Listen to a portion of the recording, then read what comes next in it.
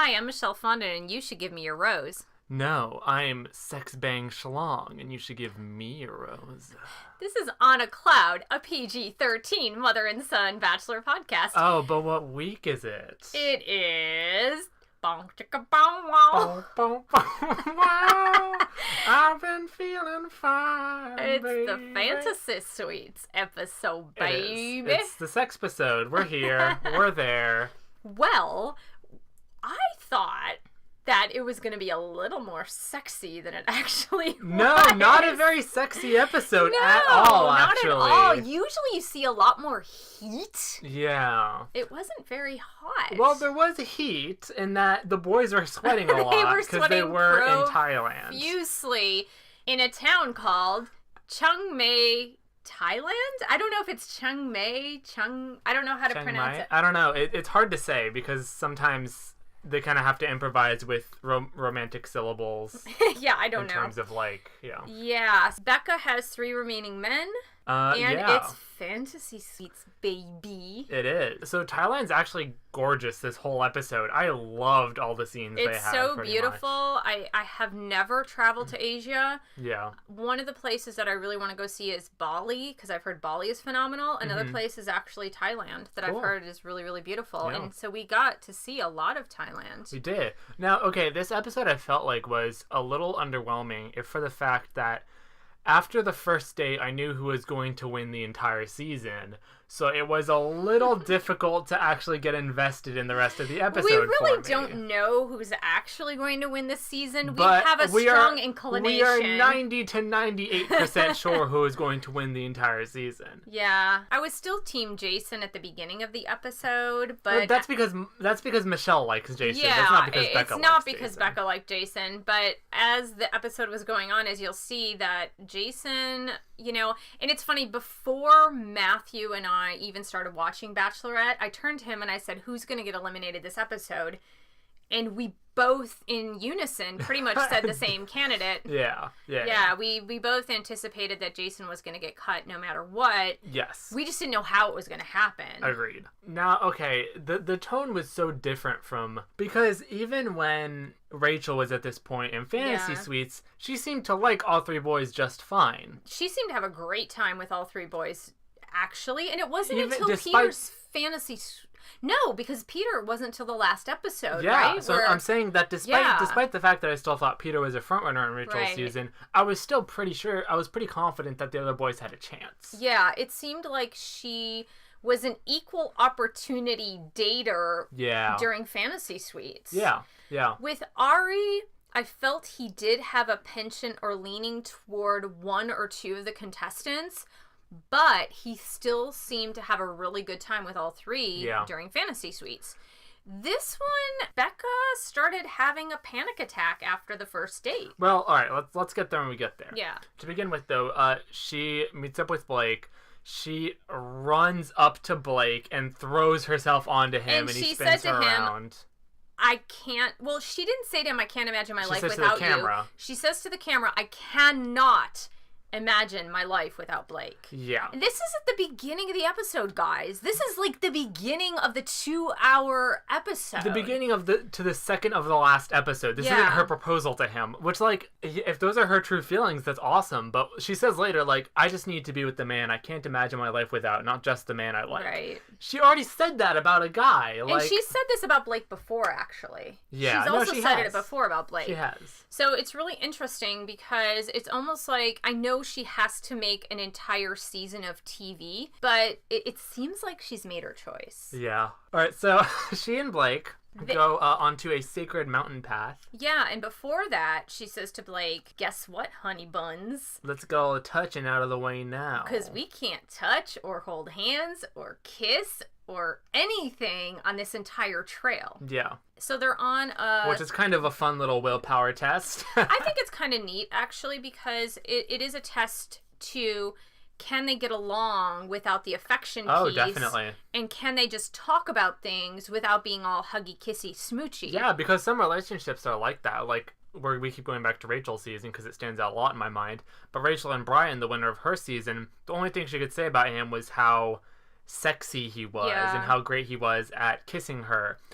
Which maybe I'm sure they do have a deeper connection because they're still engaged, but right, exactly. It's it very just hard seemed to like tell it was a very physical relationship and not much of an intellectual relationship. It was hard to tell if it had substance beyond that. Right. Yeah. And I kind of felt that she was that way with Jason, and I don't really feel like she's like that with Blake. She and Blake tend to have really good conversations, and I think her and Garrett have really good conversations too. I want to kind of counter what you said about her and Jason, because I feel like Jason definitely felt that way towards her, but she did not necessarily feel that way towards Jason. Right. No, but she liked the physical aspect with Jason, because she kept saying, she like, liked he's the best kisser I've ever had. I don't think she liked more than that. Right. Whereas Jason was like head over heels for her, I think. Exactly. Especially that's revealed later this episode. Right. Yeah. They're on this sacred trail, and it's really sweet. They reach this Buddhist temple where they meet some monks, and there's one monk talking through the traditions of Buddhism. Yeah. And there's another monk who works as kind of like the head monk who gives advice to them in marriage. And I thought it was really sweet and nice. And they usually do this. The Bachelor franchise usually does this. Right toward the end, around Fantasy Suite time, they'll go to a church or a temple or something like that where there'll be a religious person that will give them marital advice. Yeah, true. Right? Which it's kind of a tradition. It switches up in an interesting way, though, in that, like, it won't always be the same religion. Right. Or, like, I think Rachel's season was, like, a Catholic church. It was a cathedral or something that they were in, an ancient cathedral. In Italy. Mm-hmm. And Ari's season was... I think it was a church, too, because they rang a church bell, I remember. Oh, yes. No, I remember that as well. Yeah, they were ringing a church bell. Is that in France? No, I don't know. Whatever. It was Spain. So the advice I thought that was really sweet said there are 4 tenets for a successful marriage, and they said honesty, acceptance of the other person, patience when you get on each other's nerves, and then giving to each other. And I just thought that was really sweet. And Blake and Becca, they thought it was really sound advice as well. Yeah, no, it's very nice advice, yeah. And Blake seemed to really be digesting it well. You know what I found really funny about this whole episode? What? Is that we're this far in the season, right? We're this far in the season. This episode in particular, I found Becca saying more often than not, every time there was like marital advice or relationship advice or reminders of the journey of the Bachelor, she was always referring to Ari in this episode. Yeah. I mean, because she kind of said, well, honesty, that wasn't in my relationship with Ari. Like, yeah, I see what you mean. I think it's still weighing heavily for her, and I think she wants to take what was wrong with her last engagement and kind of use it to patch up this relationship. That said, it is still going to be a TV engagement no matter what, so it's going to have some dishonesty to it inherent in the fact that they're putting on a show for other people. And plus they're trying to get to a goal relatively quickly. Yes, definitely. And so you're not going to be 100% upfront and honest. And I'm not talking about, like, outright lying. I'm talking about you're going to withhold some information. Yeah. Just for the sake that, like, when you've known someone for 2 months, there's some information you withhold. Yeah, no, period. Definitely. Everyone doesn't just lay it out on the table in a relationship the first month or 2. Yeah. Right? Like Elliot says in Scrubs, it's like, you hide the crazy or something. Yeah. Well, no, there is a truth to that, though. Yeah. Because, if you're like, you put on a front, you put on a social mask for other people, where, like, when you're with your best friends, you talk all about how much you like all the anime in the world, but then when you're going to apply for a job, you don't necessarily put that on your sleeve. Exactly, right. You want to look good when you're dating someone, not necessarily when you're married. No, but it's true. You're living with the other person. It is true. People act more with their marriage partners like they do with their parents than they do with that's true. A boyfriend or girlfriend. Mm-hmm. Now, I was going to say, though, about their date, then afterwards they go to this, like, it's like this little pavilion, but I guess it's also part sweat lodge, because if you look at Blake, he is damper than I've ever seen him. Oh my gosh, poor Blake. He's just sweating profusely. And he even makes a comment on how he's sweating. He does. He makes a comment on how much he's sweating. But they have a talk. She looks pretty glistening, too, though. Yeah. They have a talk, and Blake he's really sweet. He is. He's so sweet. It's a really nice talk. Yeah. Like, I get it. I can totally see why they have a really good personality connection, for sure. I do like them together. There's this joke. We watch Arrested Development a lot in this family, and I watched all of the series recently, and Mom pointed out something last night that made me laugh. there's one character who is a very plain girl that the son of the main character is dating. So it's a teenager. It's a teenage boy with his first love. Yeah, and her name is Anne. And she's just a very bland, nothing person. Right. So every time they bring her up, his dad goes, her? Her? Her? I think Blake is our Anne. Yeah. Where every time Becca talks about how amazing Blake is, every time he's on camera, we We're just like, go, him? him? Yeah, sometimes we're like, really? Well, here's the thing. What we're used to seeing in the Bachelor franchise is a very beautiful man and a very beautiful woman. And somehow they wind up together, and they're this model couple on People magazine. Yeah.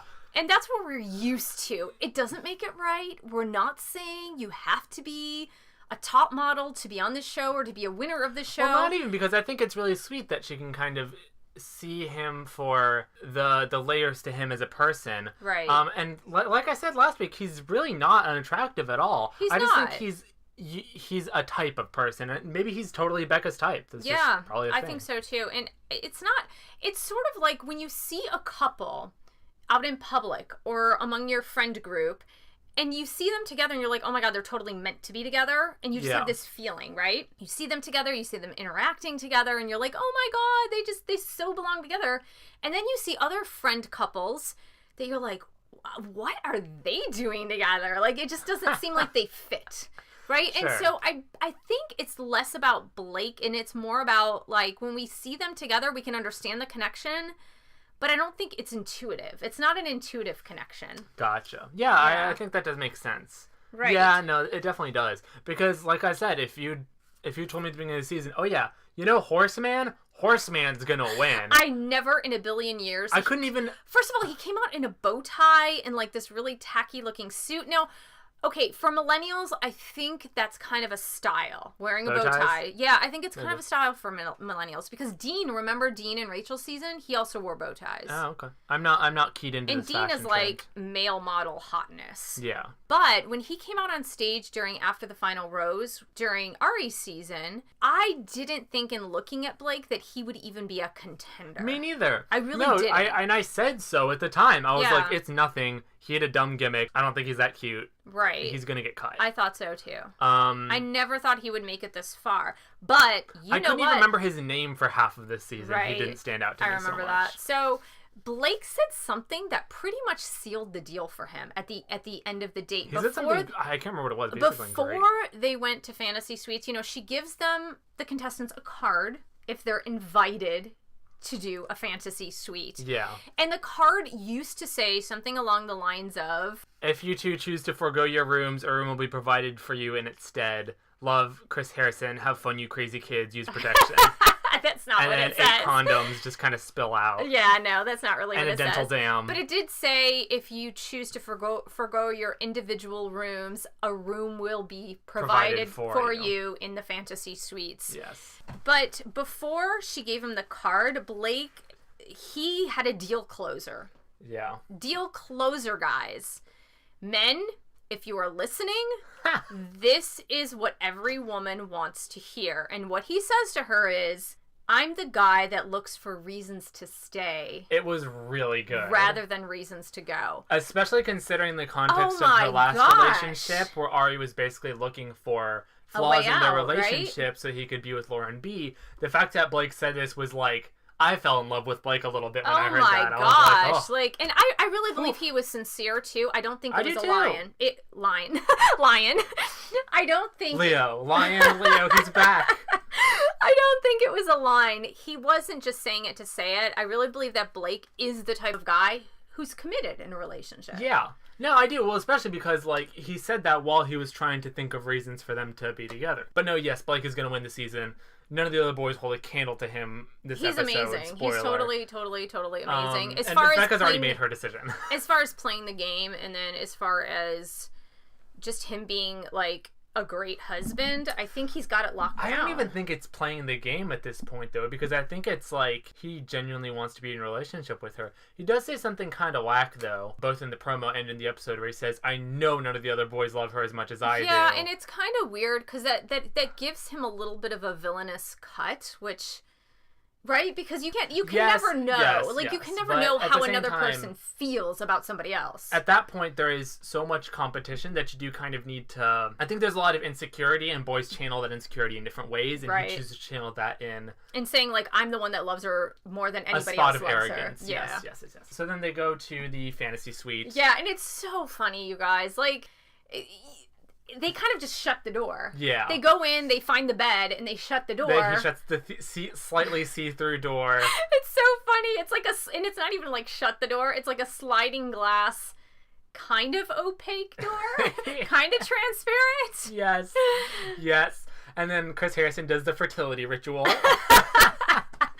And then it's like scene cut. Yeah. Tomorrow morning. Yeah. Sunrise. Cameramen come in. Becca's Naked in a bathrobe. man. By the way, Blake, a lot more muscly he's got than a we hunky thought he would chest. be. Yeah. I never anticipated that. He's got a nice upper body build. He does. And so they always have the guy shirtless with their upper body strength. And they usually wake up in bed, and if all went well, I guess, they'd either show them at breakfast together or in bed together. In this case, we saw them in bed together. Yeah. And Becca giving him little smooches and saying, like, I don't want this to end. I don't want to leave you. Yeah. And Blake is freaking out at this point. He's like, I don't want this to be the last night that I spend with you. Yeah. Which is totally understandable. It's reasonable, and I think that's why Fantasy Suites is almost kind of mean to do. Yeah, it's really cruel because then, like, you have to think about the person spending the night with someone else, and you kind of get a glimpse of what being with that person for good could be like, so it's very... very confusing for both the contestant and for the batch. Yeah, it's almost cruel in a way. But what's really funny is that they have to have this scene where Becca is walking away from the person in the fantasy suite. And it's very strange because in both scenes where I remember this, that she walks away almost in, like, her pajamas. She does. Like, she just walks off. She has, like, a white pair of shorts with, like, a camisole. It almost looks like this was just her pajamas. Yeah. And because they had to get the shot, they had to, like, frame her, like, walking away. Well, it probably wasn't what she slept in, since they probably got dressed once the cameramen were like, guys, can we come inside? Are you decent? Have you drained the room of fluids? Well, what's really funny is that they always show the clothing on the floor. Have you sprayed Febreze? Yeah, they always show the clothing. Well, to show, like, ew, something happened here. Right. So Mom and I also made a joke at this point. We were like, oh, Blake's a shoo-in. And then we were like, hey, unless he can't get it up. And then we find out that during Jason's date, Becca's the one who can't get it up emotionally. Because she goes on the next date with Jason. The next day. So we're talking about literally, guys. It's like you go to bed with one guy one night, you wake up in the morning, and then all of a sudden you start over with guy number 2. Yeah. That is really uncomfortable, especially if you're trying to make a decision here, which she is. Yeah. And then you have to, like, switch gears. Mm-hmm. No, it's crazy. So it's she's crazy. Totally head over heels in love with Blake. She says she can't imagine her life without him. And then now she has to go to Jason and imagine another the same boy, stuff going on. Not only the same stuff going on, but, like, try to picture a future where she doesn't have the first guy and has the second guy. Right. Which she mentions quickly during the date that she cannot do. It was really tough. Man, that poor Jason. Woo! It is brutal. It she is talks at one point painful. about the future they could have, and she's like, oh yeah, maybe we could get something like that for our house in the future. And then, like, she's like, ugh, when I said that, I did not mean it. She says this to the camera. Yeah, well, and actually she had to walk away with a producer, and the producer kind of had to walk talk, and talk her off the ledge, because she was just like, I don't know what's happening. I'm so uncomfortable. I don't know what's happening. I don't know what's happening. And I'm like, Becca, honey, I know what's happening. Honey, you just told Blake you couldn't imagine your life without him. Pull out your meat cleaver. 6 hours ago. Cut the boy. And now you're with another dude. Like, of course you know what's going on. Yeah. You're totally head over heels in love with Blake, and you don't want to be with Jason. Yeah. Now, okay, it sucks. It totally sucks. But at the same time, she basically goes up to Jason and says, I'm not feeling this. You're kind of gone. She also has this super serious. They actually, like, she walked away from him at the day date. Yeah. Then apparently they were back together somehow after she talked to the producer. And then the evening date. Right. she lets him make this big declaration of love. Yeah. Jason doesn't think anything's wrong, which is bizarre. Because No, I think he can tell that something's wrong, because he doesn't seem surprised when she starts being like, this sucks, I don't like you. So. But she doesn't say this sucks, I don't like you. Okay, no, she doesn't. She says that I can't lead you on. Visualize. Well, she said also, like, I can't visualize our lives together. Yeah. Which, you know, that's a pretty strong statement. No, it totally is. Yeah. I was saying the whole time that she should cut him. I think the way she went about cutting him was not great. Because it really sucked for him. She lets him make this big declaration of love. And for like 10 minutes. Right afterwards, yeah, 10 minutes. Oh my gosh. It was sweet. Jason is the most amazing guy. And guys, #, Jason for Bachelor. Yeah, he'd be a great Bachelor, absolutely. He will be the best Bachelor on the face of the planet. This guy is an upstanding dude. Yup. 100 times better than Ari.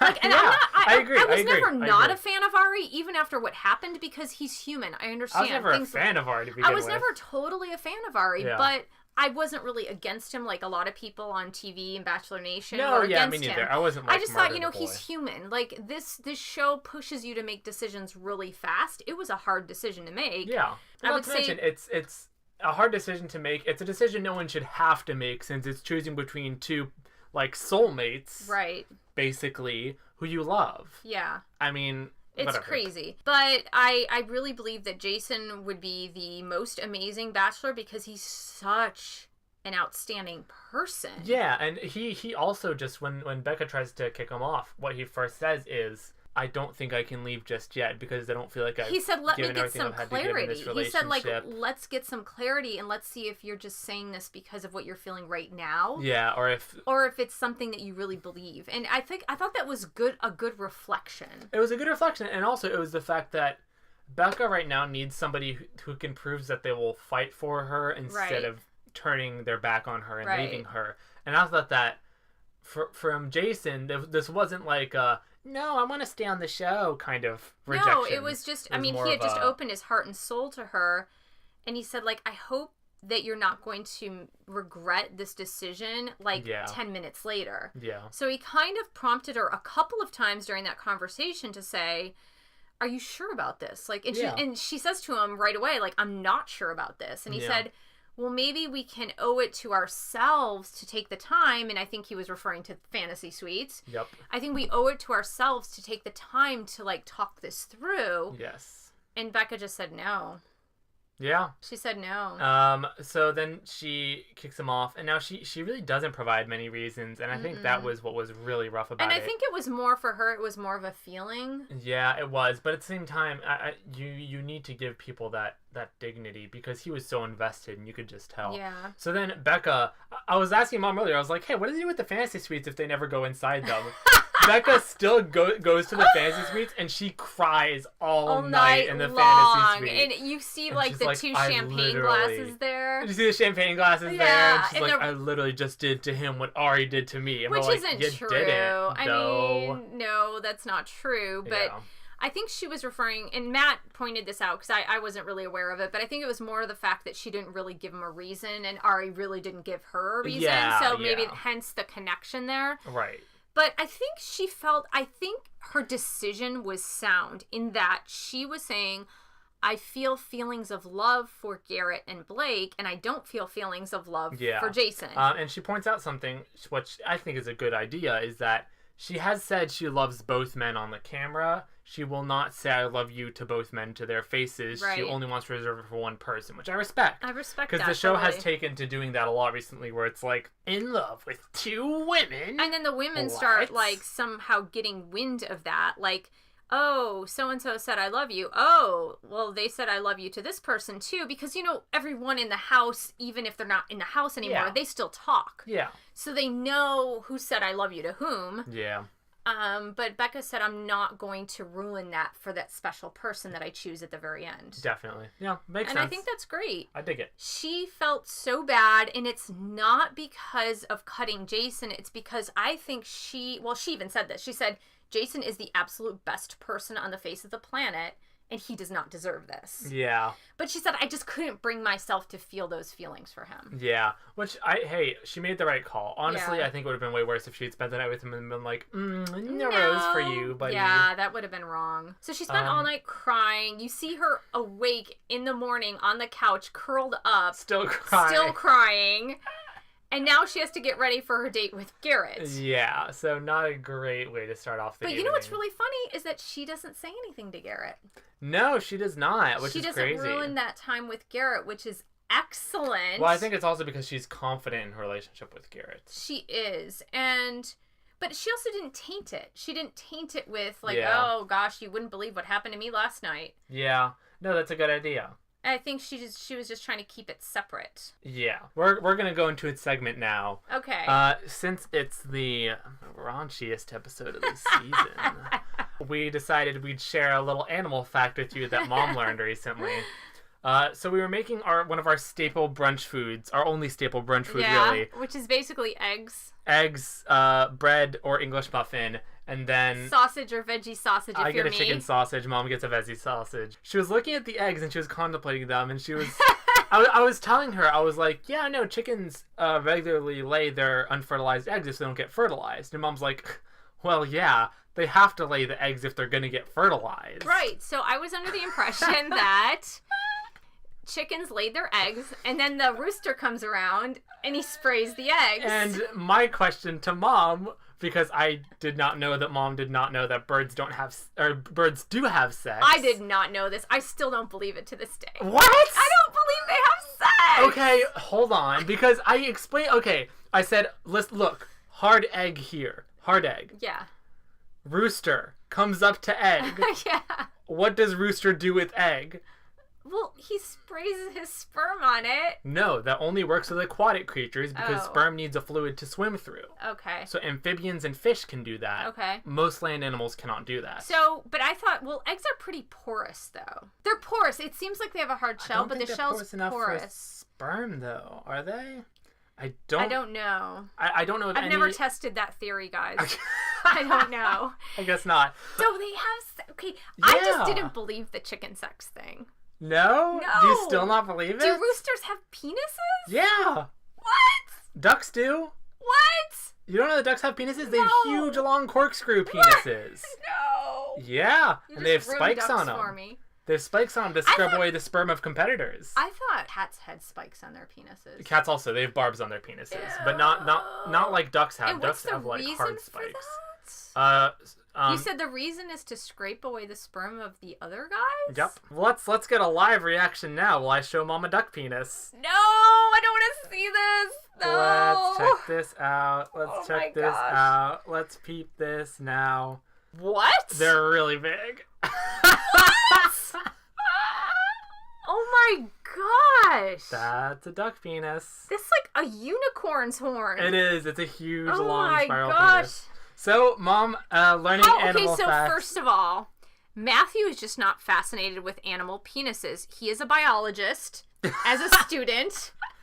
It is little more than an intellectual curiosity. Yes. But no, that said, I just think it's interesting because in terms of animal facts, there are a lot of things that people don't know or just kind of assume let's just put it this way. The first time I saw that horses had penises, I was a little freaked out. Did you not know? Well, I didn't know, and I didn't know they were so sheaths. External. No, but they're really not, though, because they have sheaths that they go into. Well, maybe when they walk sometimes, they have erections. I don't know, but one time when I saw it, I was like, what's that? I don't know. I was very naive. I'm sure it's unusual, yes. I was naive, and I guess I just didn't think about it. Yeah, I don't know. Yeah, no, well, we're in the animal genital fact corner.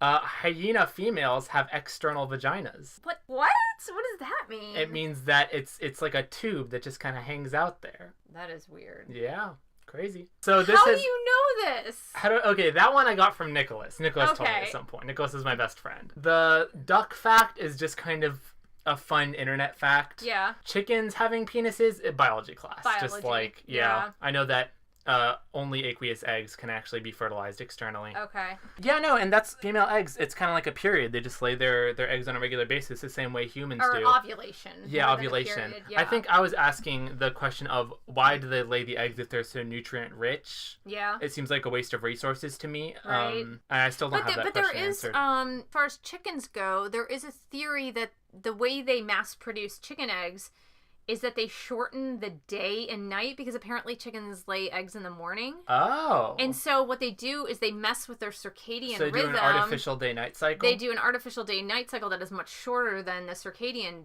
day-night, which is really bad for them. That's crazy, It's really bad for them. That's how they do that. So I guess that's the tradition of in the morning, the kids before they go to school, if they live on a farm, they're collecting the chicken eggs because the chickens will lay those eggs early in the morning. Yeah, huh. So, yeah. Crazy. So this has been Animal... Biology 101. Biology 101 Lovemaking Corner. Becca lays her hard-shelled egg, and Garrett just whips it out and sprays his sperm all over it. Chris Harrison watches because he's a dirty bird. But no, so she has her next date with Garrett. They get onto rafts. I would freak out. They're in this... Tiny rafts. They're in the middle of, like, this animal preserve. Yeah. Kind of. Yeah. Safari. Forest, jungle type thing. Yep. With like elephants and maybe hippos. Oh, hippos are terrifying. And they are on this skinny little raft. Yep. With paddles. Yep. I would die. Here's the thing. There are snakes. There are water animals. Water snakes. There are hippos will eat you. They won't eat you, but they will kill you. They will chomp you. Yeah, hippos kill more people than crocodiles. I would be so terrified. I mean, I would do it with a guide. They were just all by themselves. Maybe they had a guide. I don't know. Yeah. But they were navigating on this mini raft, standing, kind of like this raft is so thin that if you took one step to either side, it looked like it would tip over. Yeah, you would fall. Yeah.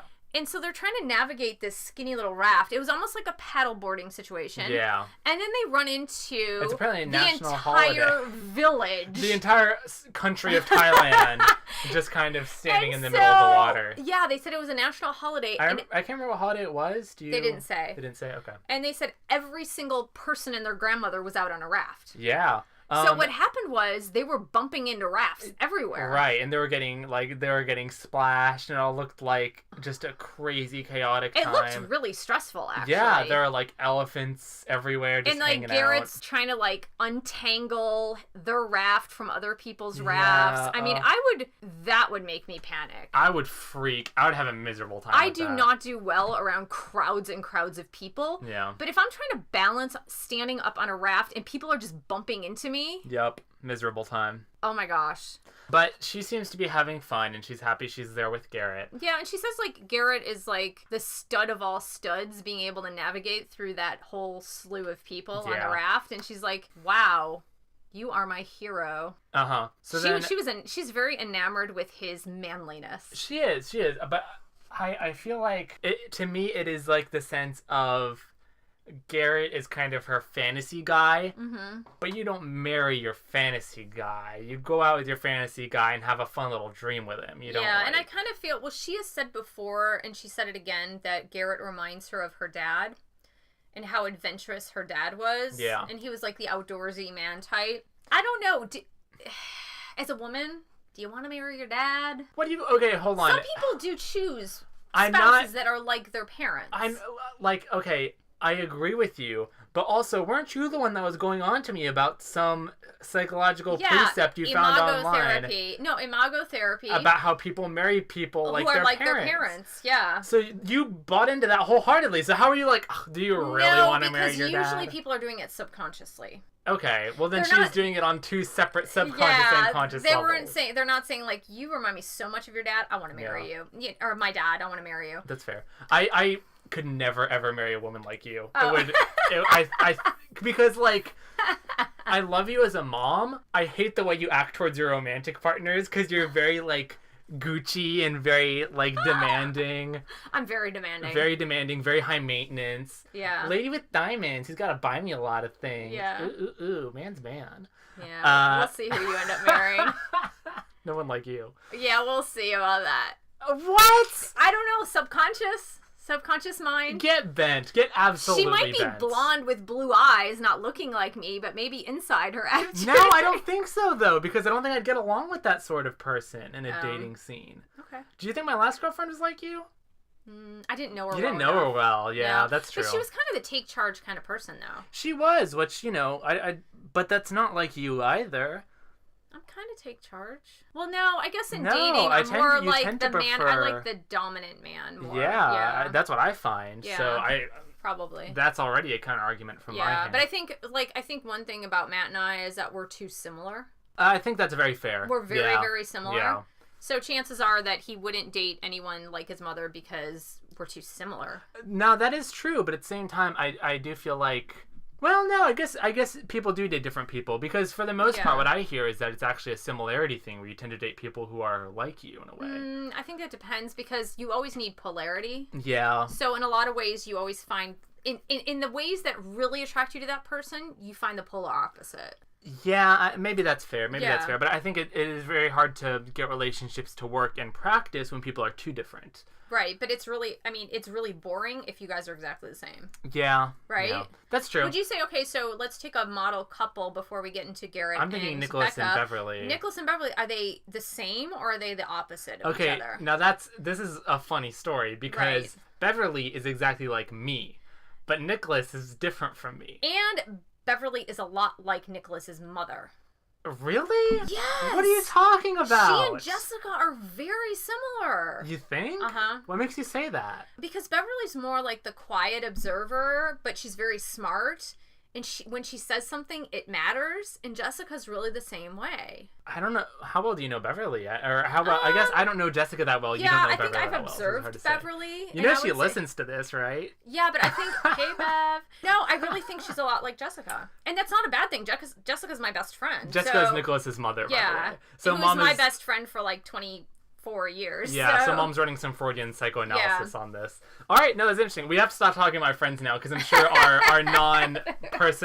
our non-Beverly listeners are getting bored with this conversation. So Garrett is a hottie. I will say that. I loved watching Garrett dates with Becca because he's so nice to look at. Okay, he is nice to look at. However, there was one point where they stopped by the side of the river. Garrett opens his mouth, takes a deep breath, screams the word "like" into her face, then gets back up on the raft and continues swimming. The boy says "like" so many times. It started driving me bananas to the point where I'm like, I could not marry him because he says "like" so many times. Well, the thing is, at one point they're in this conversation together, and I couldn't hear the conversation because I was counting the likes. He was talking about his family. He talks like a teenage girl. He was talking about his family at hometowns, and because they kind of rehashed the last date. They were just like, "Oh, well, what did you think of my parents? Oh, what did you think of, my parents thought you were wonderful." Yep. And he basically said, like, I didn't realize, like, how much I like you. Like, my mother thought, like, I am great around, like, you. And I was just miserable. like, what? It's a miserable experience. Hey, Garrett, we put Blake on blast a lot. Now we're putting you on blast. You need to get your speech together, my man. Right. Okay, now this seems like a pretty easy fix, though. I think part of that is insecurity. It's insecurity in being able to express your feelings. Yeah. It's probably just like a dude thing of, when you say, it's like, whatever. Or you say, like, a lot. Yeah. Now, when we move on to the night portion of the date, I actually counted a couple things that Garrett did wrong. Really? Yeah. But okay, the other thing he does wrong, one of the things he does wrong, is that he says the same thing that Ari said to Becca during their proposal. He said, "I will choose you every day." Did he say that? He did say that. What? I mentioned this in episode, and I was like, okay, that's crazy. He's getting cut. I missed that. I totally missed that. He said it, and it sucked. But Becca didn't react to it. No. But I heard it plain as day, and I'm 100% sure she picked up on it too. But that's like, you don't rehashing a line from her past boyfriend. Yeah, that's bad. Rehashing a line that her past boyfriend lied about, right, and then immediately went back on. Yeah. It's rough stuff. I mean, another thing, I don't know. I mean, he says that, and he also, the second thing he does wrong is he does say, like, I I am falling in love with you, or I do love you. He does like the dumb, he hits it hard. He did say, I am in love with you. Oh, he does, okay. Yeah, he did say that. I am in love with you. They are about to go into fantasy suites. They have this really interesting fantasy suite that's kind of sweet. Their night date is actually in this spontaneous campgrounds where they just kind of pop up tents and have blankets and candles everywhere. Uh-huh. And they are glamping for their fantasy suite. You know it. Yeah, no, so it's really pretty, though. It's very pretty. No, they've got this nice little white tent. It's underneath this bigger pavilion, which makes me wonder why you even need a tent in the first place, since right. you get to sleep Maybe in. It was just like the Bachelor decor or something. They had to decorate it as the fantasy suite. It's pretty, though. It seems nice. It seems very romantic. Right. So they crawl inside, and they crawl back out in the morning. Looking sated, and they have a little fruit breakfast together. Right. And then Becca walks off into the distance in her pajamas. She literally walks into the grass with her pajamas on. Yeah. It's so funny. But then we get an edit. Yes. Jason's coming back. So Becca's in her hotel room, and we get a cut to Jason who says, like, I cannot leave without my second chance. Or something like that, right? Now, when I saw that, I was like, oh no. Time to crawl into my turtle shell and die. I thought it was a Chris situation again. Yeah. Which, given the facts that we know about Jason, I didn't see how he could actually do that. Nor I, but I mean, this show has a way of twisting people in the strangest ways. Right, and that was the cut that he was getting, like he wanted his last say, or he wanted to try to rekindle things with her. Yeah. Or he just wanted to yell at her. And in the end, that's not really what he wanted. He just wanted closure. Yeah, so he goes over to her place, and they have a little talk, and she tells him how wonderful he is, and he says... he's in tears at this point, where you can tell when she cut him, he was almost wanting to cry, but because he's so stoic with his feelings, like he said, it takes me a long time to get to the point where I can express my feelings. Yeah. And when I do and open up, then I'm really committed to that person. Uh-huh. And so when she broke up with him, it was almost like you could tell he was trying not to cry in front of the camera. Yeah, yeah. But when he gets to her... that's when the floodgates open. Oh, yeah. No, and basically he says to her... Now, Becca, I still think Becca's being kind of weird because he says to her, the only thing I want for you is your happiness. Yeah. And she goes, you too? You too. I know. And but it's not a very genuine you too. And he's like, do you mean that? And it's weird because she says it to him twice. She said, like, yes, I want that for you too, but every time he dismisses it. Yeah. He dismisses it in a way... Well, okay, she also doesn't sound like she's being genuine, I feel you don't think so? Well, she does the second time, but the first time she doesn't. And then the second time she's like, he's surely going to find the perfect girl for him. And I said, yes, he'll find the perfect girl for him The Bachelor. On camera in front of 3.9 million people when he's on the next season of The Bachelor as The Bachelor. Yeah.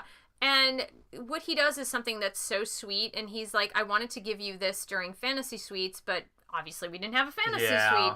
And so he made her, like, a memory album, a photo album. Yeah, a little collage. Oh, my gosh. It was so sweet. Cute. Oh. And you see Becca looking through it, and she's crying, and she's like, Jason is the best guy in the world. I don't know what's wrong with me. Yeah, it's so nice, yeah. And she did say on camera, not in front of him, like, he will find...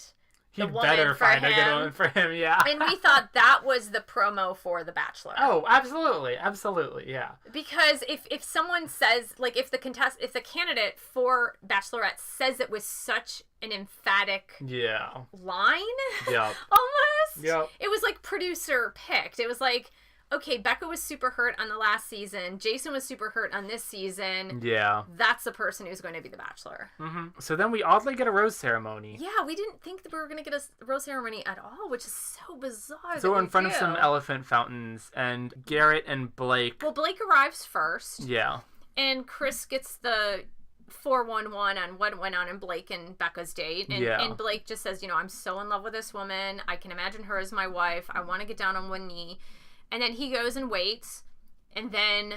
Garrett shows up and says pretty much exactly the same thing, right? And then Becca floats forward on this big old raft. It's so funny it's because extremely good. Becca is floating on this raft toward the place where she's going to do the rose ceremony. Yeah. And it seems like the raft is going so slow.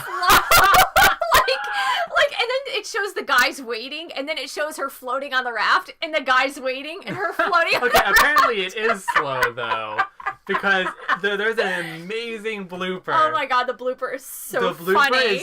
It's the best blooper of the season by far. Yeah, but it's basically, a great blooper. It's Garrett and Blake standing next to each other in silence. And, like, okay, they both have so much skin in the game that I thought they were going to, like, fight. I thought they were going to kill each other. I thought they were going to, like, talk about their fantasy sweet dates or be like, yeah, my date was great. And there's some braggadocious speech at the end of the rose ceremony. But beforehand, they're standing next to each other. There's some dramatic music playing. It pans to both of their faces.